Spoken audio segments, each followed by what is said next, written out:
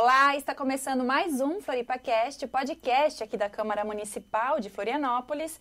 E ainda falando sobre o Outubro Rosa, o nosso convidado de hoje é o Dr. Carlos Breda, que é mastologista e presidente da Rede Feminina de Combate ao Câncer. Dr. Carlos, muito obrigada pela sua presença com a gente aqui hoje. Obrigado, Camila. É um prazer estar aqui com vocês falando sobre o Outubro Rosa, esse mês de conscientização na luta contra o câncer de mama.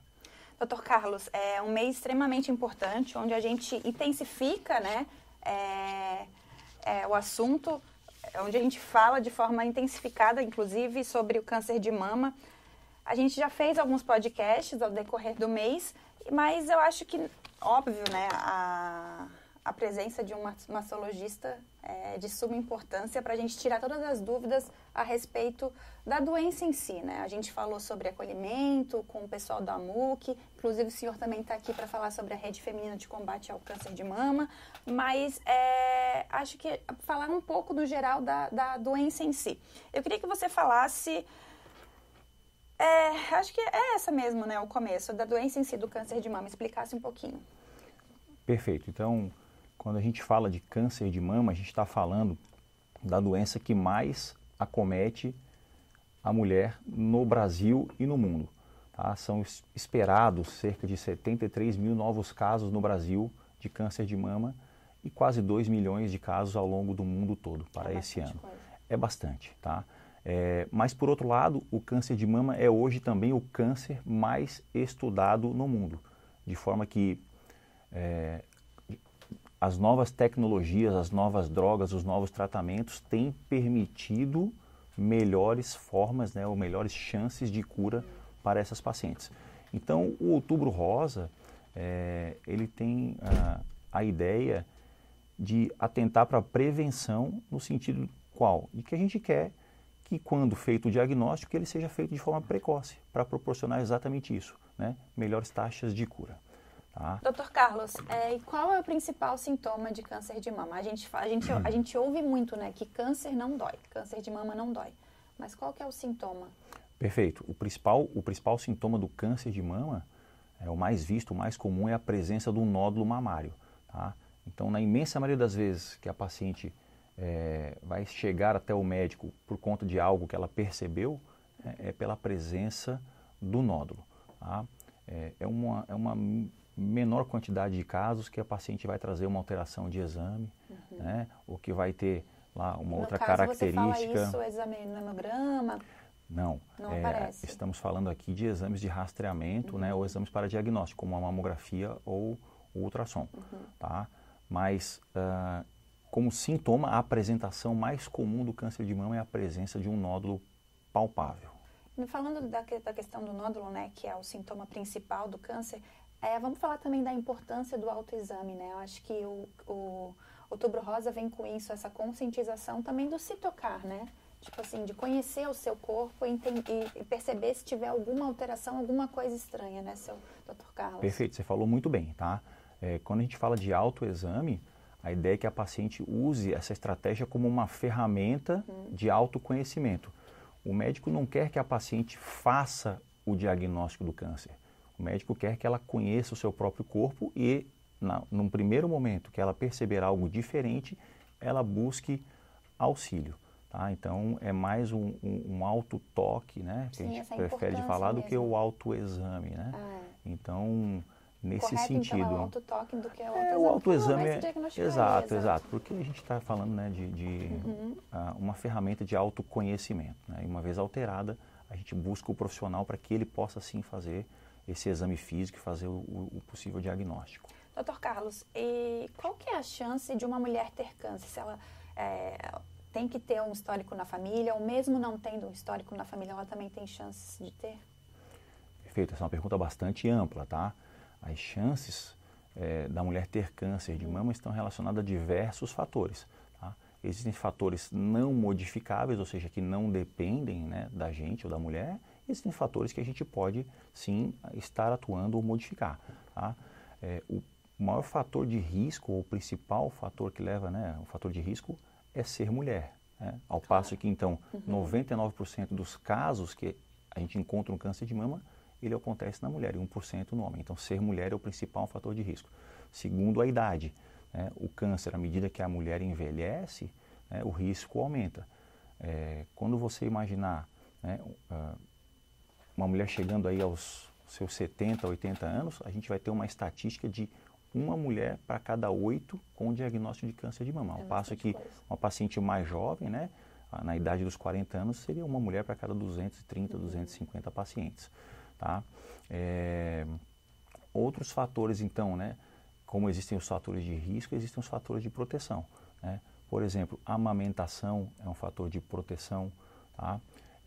Uma menopausa mais precoce e o início da menstruação um pouco mais tardio, isso quer dizer o quê? A paciente ficou menos tempo exposta ao estrogênio, ao período de hormônio da vida reprodutiva, né? Nesse período da exposição hormonal. Então, menstruar um pouquinho mais tarde, né?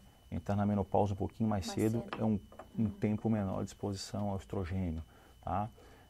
Outros fatores de proteção. Se eu te dissesse que existe uma medicação, por exemplo, né, que possa prevenir, que pudesse prevenir, né, o aparecimento, ou que diminuísse a chance de você ter câncer de mama e que também tivesse a chance de diminuir doenças cardiovasculares, diminuir diabetes, diminuir uma série de outros problemas de saúde, obesidade. Se eu te dissesse que esse remédio existe, você tomaria, por exemplo? Com certeza. Então, se eu te disser que esse remédio é o exercício físico, tá? Então, a atividade física, né, ele tem o potencial também de fazer melhorias no nosso organismo e reduzir não só o câncer de mama, mas também outras doenças, como eu citei previamente. Perfeito. Isso é uma coisa que acho que a gente sempre conversa em questões de doenças no geral, né? A importância do exercício físico e como ele pode prevenir muita coisa. Né? Exercício físico, não só ele combinado também com boa alimentação, uma alimentação saudável, né? Perfeito. Acho que pontuar também que você perguntou e faltou dizer, né, a questão do risco genético, né? Um dos fatores bem importantes é o fator genético, tá? Todo câncer ele é genético, ele tem uma alteração, uma mutação lá no DNA e a pessoa vai acabar desenvolvendo, né, aquela replicação irregular, né, descontrolada das células e vai gerar um tumor, um câncer, tá? Então, esse fator genético ele é bem importante. Se a minha mãe teve câncer, necessariamente eu vou ter câncer, tá? Se a gente for pensar que 85% dos cânceres de mama são esporádicos, né? São devidos a uma mutação que ocorreu aleatoriamente ao longo da vida. Então, não necessariamente se minha mãe teve câncer, eu vou ter câncer. Mas existem também aqueles cânceres que são hereditários, tá? Que é onde a gente encontra uma mutação genética. Né? E aí eu vou citar aquele caso famoso da atriz Angelina Jolie, né?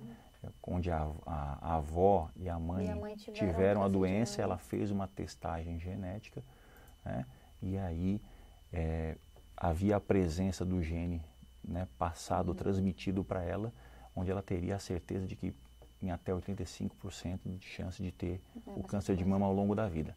Então, existe aí o peso da genética também, tá? Então, são situações diferentes, tá? Mas onde a genética tem um grande peso, né, e influência no risco do câncer de mama. Isso é importante também, acho que para lá nesse próximo assunto que a gente vai entrar, que é a mamografia, que é o famoso exame de rastreio, né, inclusive ofertado pelas unidades básicas de saúde. Quando e para quem? Ele é realmente, eu só posso fazer esse exame após os 40 anos, a gente sabe que o SUS ele só oferta para as mulheres a partir dos 40 anos, né, anualmente. Mas, e mulheres que abaixo de 40 anos, mas que também têm nódulos, alguma coisa do tipo? Perfeito. Vou fazer só uma parte, uma correção. O SUS hoje, né, de acordo com o Ministério da Saúde, ele oferta para mulheres a partir dos 50 anos. Tá? Então é bem mais. Isso. Tá?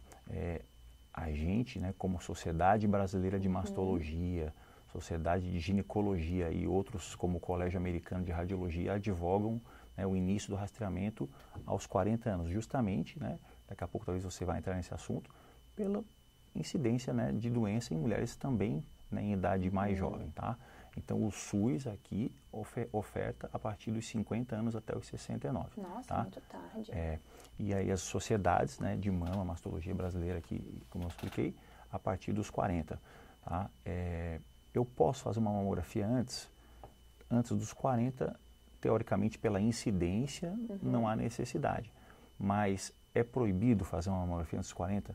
Mamografia diagnóstica, como você perguntou, né? Por exemplo, eu tenho um nódulo, então não tem idade. Se a paciente tem algum sintoma e é suspeita, ela pode ter 33, ela pode ter 27, não importa a idade. Se é para fins diagnósticos, a mamografia pode ser feita em qualquer idade, tá? Mas a rigor, né, em termos de rastreamento, onde você pesquisa a doença, né, populacionalmente, para toda esse grupo de mulheres, tá, a partir dos 40, né, mulheres assintomáticas, para você começar uma pesquisa da doença a partir dessa idade. Perfeito essa colocação, inclusive, trazendo um pouco de uma experiência pessoal minha.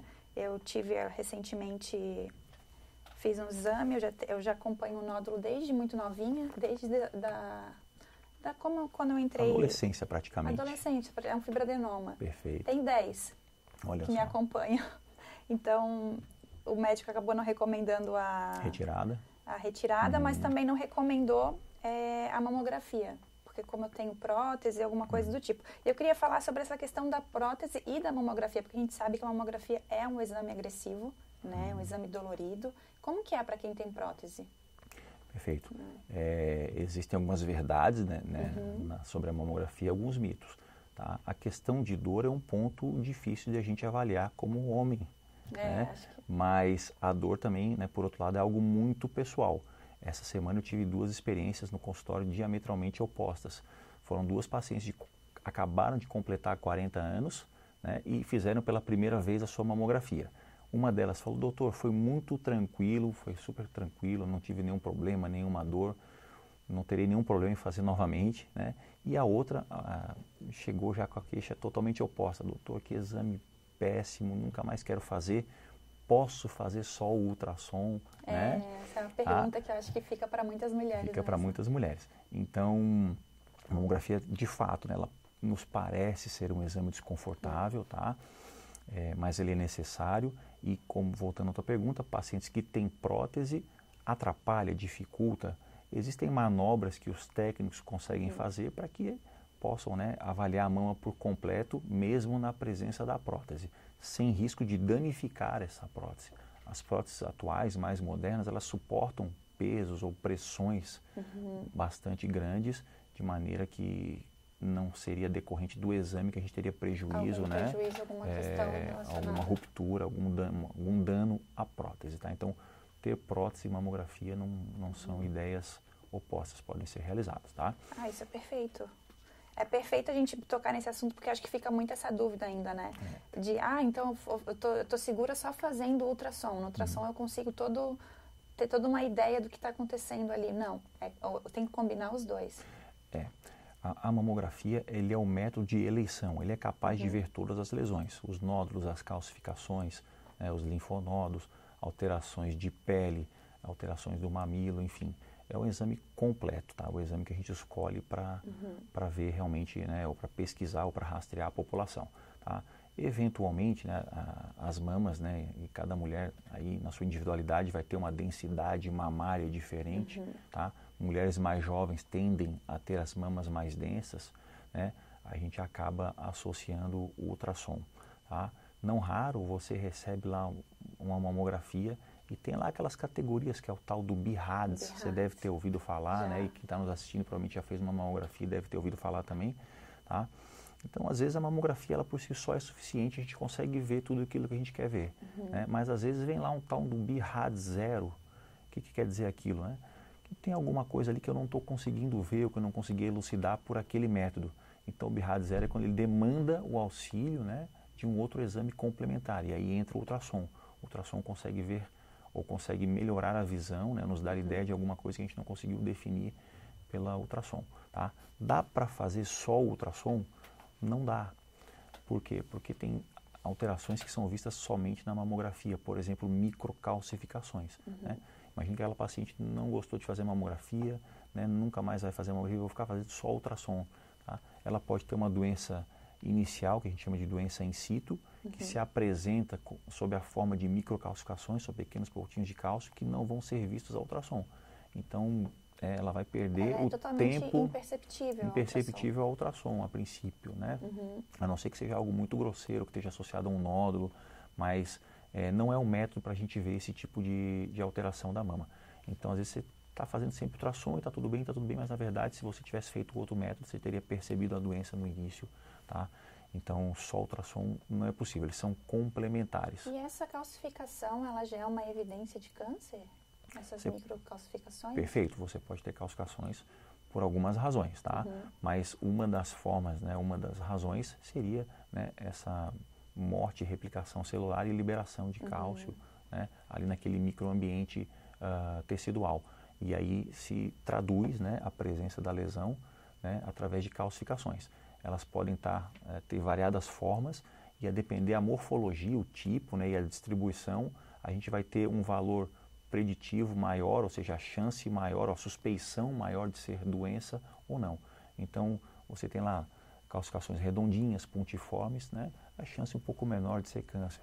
Calcificações em bastonete, calcificações agrupadas ou grosseiras heterogêneas. Então, assim, isso depende muito da morfologia, tá? Então, a morfologia mais suspeita é a maior chance de ter câncer, tá? Só dá para ver na mamografia. Então, mulheres, não dá para fazer só ultrassom. Mas serve de alerta para mim também, que eu acabo tendo um pouco de medo, receio da mamografia. Doutor Carlos, agora vamos falar realmente... chegou naquela parte difícil, a paciente descobriu que tem câncer de mama, passou por todos os exames, foi diagnosticada. O que fazer?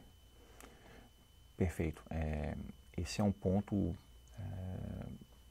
bem crítico do diagnóstico, que é o diagnóstico, né? Na verdade, você, tanto para o paciente como para o médico, para a gente que está no dia a dia ali, às vezes você está abrindo, né, o exame da biópsia junto com a paciente. Você não viu aquele resultado antes. Ela sentou na sua frente, doutor, está aqui o resultado, eu não vi, não tive coragem.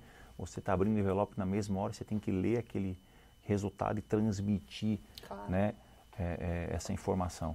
Então, é um momento bastante difícil também para o médico comunicar um diagnóstico, né, comunicar um resultado ruim. Tá? Para a paciente, nesse momento, parece que passa um filme realmente, né, essa é a experiência que elas contam, porque elas imaginam naquele momento que tudo vai mudar, né? Ela pensa na hora nos filhos, ela pensa na casa, na família, no trabalho, como é que vai ficar, o que, que vai acontecer, aquele medo, né, de morte iminente, isso precisa ser dito, né? Claro. Seguramente passa na cabeça de todo mundo que tem um diagnóstico de câncer, né? O medo, se deparar com a finitude mesmo, exatamente, né? O medo, né, de morrer, né? Isso não tem jeito, tá? Isso é para qualquer câncer, tá? Então, o que fazer, né? A gente aconselha sempre que, diante da possibilidade de um diagnóstico, venha sempre com um parente, né? De preferência o esposo, alguém da família, para ter já essa rede de apoio logo no início, tá? E aí, né, definir, baseado naquelas características, né, naqueles achados, qual vai ser a melhor estratégia. Essa paciente, ela vai precisar de quais tratamentos, né? E aí a importância de uma equipe multidisciplinar, você ter um oncologista, você ter, né, o auxílio, às vezes, do radioterapeuta, do psicólogo, tá? Então, baseado naquelas informações, a gente vai optar para essa paciente. Será que vai químio? Será que não precisa de químio? Acho que, né, isso entra também o tipo de câncer, né? Que são tipos diferentes. Perfeito. Tá? Essa pergunta perfeita também. Tá?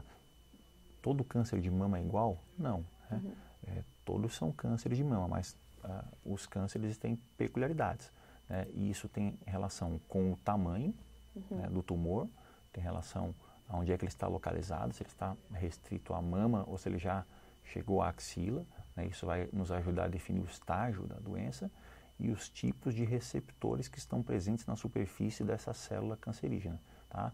A depender do tipo de receptor, né, é o que vai dizer para a gente o sobrenome da doença, a que ela responde. E aí sim, né, o oncologista, o mastologista vai poder traçar o plano. Esse é uma doença subtipo tal, responde a esse tratamento, não responde a esses tratamentos. Então você opta por trilhar um caminho ou outro, né, para essa paciente. Doutor Carlos, o câncer de mama, ele é uma doença, como você falou, praticamente 99% dos casos de eminência em mulheres, e acho que é uma doença que mexe diretamente com a nossa feminilidade, porque a mama, ela é a representação da feminilidade para a mulher, né? Então, acho que é bem aquela diferenciação, a nossa diferenciação realmente do homem, né? E acho também quando uma paciente recebe o diagnóstico do câncer de mama, ela já pensa, meu Deus, será que eu vou ter que realmente retirar completamente a minha mama? Vou ter que, sabe? Então, eu queria que você falasse de quais são os procedimentos que a gente tem hoje. Certo. Então, né, o símbolo maior, né, da sexualidade da mulher está diretamente relacionado aí à dinâmica do casal. Às vezes, né, nesse diagnóstico, muitos casais, né, infelizmente, alteram sua dinâmica, existe o abandono, tá? Isso pode ser falado depois, mas voltando na tua pergunta, né, diante do diagnóstico, realmente, a mulher vai pensar, eu vou perder essa mama, quais são os procedimentos, né, o que vem pela frente. Tá? Hoje a gente tem dois grandes grupos de cirurgias, a cirurgia conservadora, né, aquela que nos permite retirar a doença e preservar a mama da paciente, e a cirurgia radical, aquela que você vai de fato retirar a mama por completo. Tá? Com o avanço de técnicas, né, com o avanço da medicina, dos tratamentos e até mesmo, né, hoje com um treinamento, né, em cirurgias oncoplásticas, ou seja, em reconstrução, né, a gente tem proporcionado para essas mulheres que às vezes, né, não teriam uma solução que não retirar a mama por completo, nós temos como ofertar para ela algum tipo de reconstrução. Tá?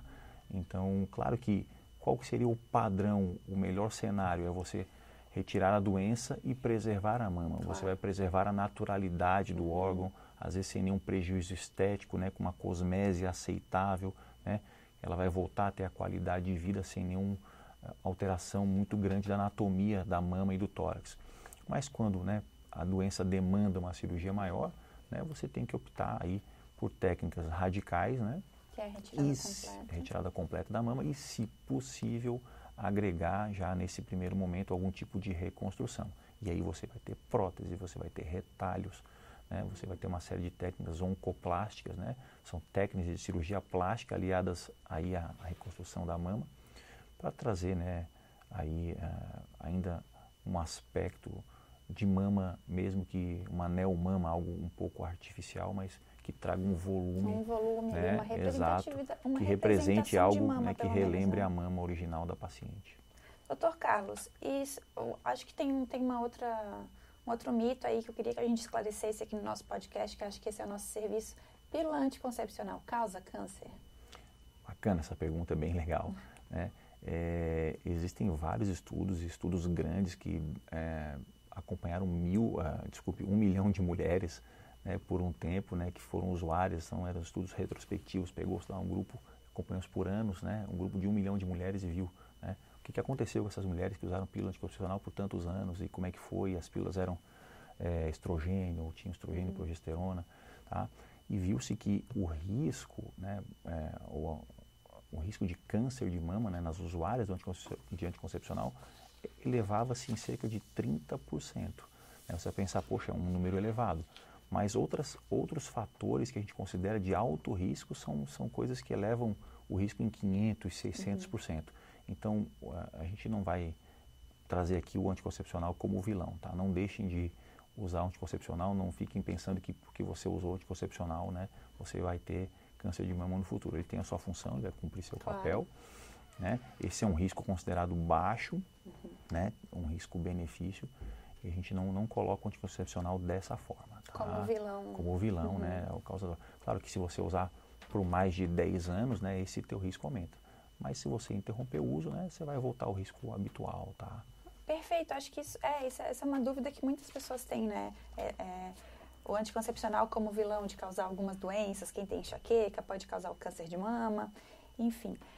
Doutor Carlos, a gente está chegando ao finalzinho do nosso podcast, mas antes eu acho que a gente poderia falar sobre a rede de apoio, suporte para essas pacientes, né? Você como presidente da Rede Feminina de Combate ao Câncer, falar um pouquinho sobre isso também. Você anteriormente falou sobre o abandono. Meu TCC da faculdade foi uma grande reportagem sobre o abandono marital de mulheres com diagnóstico de câncer de mama. Então, é um assunto que eu me aprofundei muito na época e eu sei que é a regra, não é a exceção. Perfeito. Mais de 70% das mulheres são abandonadas. Acredito que hoje esteja um pouquinho mais. E eu queria que o senhor falasse um pouco sobre isso. Perfeito. Acho que talvez então você tenha mais propriedade do que eu, mas na prática é isso, né? O homem, infelizmente, ele não tem estrutura psicológica para lidar com a doença. O homem, ele não é, por natureza, um cuidador. Né? A mulher, por natureza, tem essa função de cuidar desde, né, dos filhos, né? A vida toda ela cuida da família, do filho, da casa, do esposo. A mulher é a cuidadora. O homem, ele não tem esse perfil. seja por desconhecimento, por ignorância, né, ou por insensibilidade, infelizmente, tá? Nós da Rede Feminina de Combate ao Câncer, aí, só colocando, eu sou o diretor técnico, não sou o presidente. O presidente é a nossa querida Maria Helena Agassi, tá? Aí meus cumprimentos a ela, que é uma pessoa excepcional, faz um trabalho maravilhoso em frente à Rede Feminina, tá? Nós da Rede Feminina, então, somos aí uma organização não governamental, né, sem fins lucrativos, onde nós estendemos os braços, né, à população de Florianópolis que mais necessita, né, aí de um auxílio quando se depara de repente numa fila do câncer e não consegue fazer um exame, tá? Então lá na rede a gente tem um acolhimento bem bacana, são acolhidas e atendidas, né, mais de 400 mulheres por mês, tá? É bastante mesmo, tá? Abrange só Florianópolis ou o estado inteiro? Então, existem redes femininas por todo o estado. Cada cidade, não vou dizer todas, mas muitas cidades têm as suas redes femininas. Existe até congresso, né, estadual, né, um encontro estadual das redes femininas anualmente, aí, a cada 2 anos. A gente marca presença também, tá? Mas ali a gente então dá esse acolhimento, a gente proporciona, né, a agilidade, né, nos serviços de mamografia, por exemplo. A gente vai até a fase do diagnóstico do câncer de mama, por exemplo, onde a gente faz a biópsia ou proporciona que essa paciente consiga sair da fila e fazer a biópsia da mama mais rápido que se ela estivesse, né, na fila do SUS. São realizados também exames para prevenção, né, a coleta do Papa Nicolau para câncer do colo do útero. Tá? Acho que falei também, foram mais de 4.000 mamografias o ano passado. Tá? Então a Rede Feminina, ela é um braço, né, aí do SUS desse auxílio, né, do combate ao câncer, tá? Tanto da mama quanto do colo do útero. São todas voluntárias, isso vale a pena dizer, tá? Tudo ali é gratuito, todo mundo ali está ali de bom grado no seu voluntariado e o voluntariado, ele é o amor em forma de doação, né? Então você pode ter certeza que quem está ali está empenhando, né, todo o seu amor, né, para o próximo nessa causa muito nobre, tá? Acho que, por fim, Outubro Rosa é um mês de luta, tá? A gente vem lutando contra o câncer de mama. A gente faz, né, essas conversas, trabalha, faz voluntário, opera bastante paciente, conscientiza bastante gente. E se a gente conseguir fazer isso por muito tempo, né, trazer essas conversas e informando a população, né, quem sabe em pouco tempo esse mês, né, ou alguns anos esse mês não seja mais um mês de luta, mas seja um mês de celebração, né, onde a gente possa ter ajudado mais mulheres do que... Acha que a gente consegue chegar num nível em que... Agora uma pergunta curiosa mesmo de jornalista. A gente consegue chegar num nível nacional onde o rastreio do câncer de mama seja algo tão efetivo que a maioria das doenças a gente vai conseguir pegar em estágio inicial? Perfeito. A gente consegue chegar nesse ponto, será? Perfeito. Não sei se a gente consegue projetar para todas as outras doenças, porque para a gente pensar numa política de rastreamento, a gente tem que pensar em doenças rastreáveis. Por exemplo, vou dar aqui o exemplo do tumor ou do câncer de pulmão. Por que não se faz uma tomografia para todo mundo a partir dos 50 anos? Porque mostrou-se que isso não tem efetividade, tá? Ao passo que, por exemplo, né, a mamografia, sim, você salva vidas fazendo mamografia. Então, não dá para a gente estender, talvez, para todas as doenças. Algumas doenças vão ter exames que são, né, vão nos permitir rastrear, tá? Mas em termos de política nacional, né, esse deve ser o esforço de toda, né, a comunidade científica, toda a comunidade aí, né, de políticos, para que a gente possa, né, aumentar, né, os níveis de rastreamento, que são muito baixos, tá? Uma política de rastreamento bem montada, ela tem que cobrir pelo menos 70% da população, tá? A gente tem um estudo que chama Amazona 3 aqui no Brasil, que mostrou que 34% dos casos apenas, né, de câncer de mama no Brasil, no SUS, foram diagnosticados por exame de rastreamento. O resto 30%. Foi 30%. O resto foi o paciente chegou já com um nódulo, né, com uma alteração. Tá? Então, quer dizer, isso é muito pouco. Né? Está muito longe dos 70%. Então, acho que a gente tem que botar nosso empenho aí, né, e falar bastante de Outubro Rosa, prevenção, né? Tem um longo caminho pela frente. Exatamente. Ainda. Até sobre aquela questão que a gente falou bem no comecinho a respeito a partir dos 50 anos, né? Acho que sim. 50 anos já está muito tarde ainda, Perfeito, né? Então trazer para os 40, você aumenta a chance, né, de salvar mais vidas. Doutor Carlos, eu queria agradecer a sua presença aqui com a gente hoje. Foi uma honra tê-lo aqui no nosso podcast. Espero que você possa vir mais vezes para a gente falar e orientar também a população. Acho que está sempre falando sobre esse assunto e orientando, né? Acho que é o nosso papel aqui na Câmara. Perfeito, obrigado pelo convite, a honra é toda minha. Quero agradecer especialmente o convite, né, de amigos aqui, em nome da pessoa do Alexandre, tá? Alexandre Magno aqui, nosso colega. Agradecer também o presidente, o vice-presidente da Câmara e também presidente da Escola Legislativa, o vereador Claudinei Marques, que nos deu essa oportunidade. Ele já vem também nos auxiliando nessa causa. E só agradecer o espaço, viu? Muito obrigado. Obrigada. Um beijo. O FloripaCast fica por aqui. Até a próxima. Tchau, tchau.